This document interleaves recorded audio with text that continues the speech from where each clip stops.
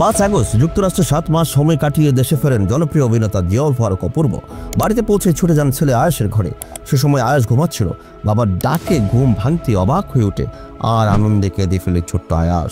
এই 2 মিনিটের মুহূর্ত ভিডিও করে পোস্ট করেন অপূর্ব।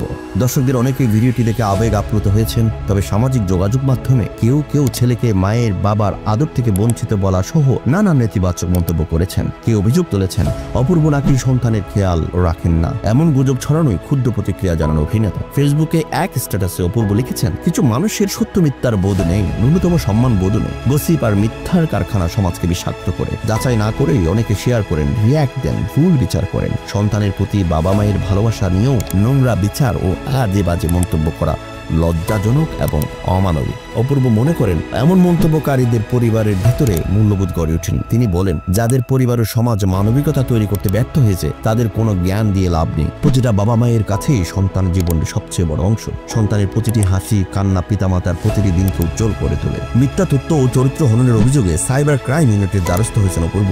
ইতিমধ্যে 3 জনকে শনাক্ত করা হয়েছে। শীঘ্রই বাকিদের আইনের আওতায় আনা হবে।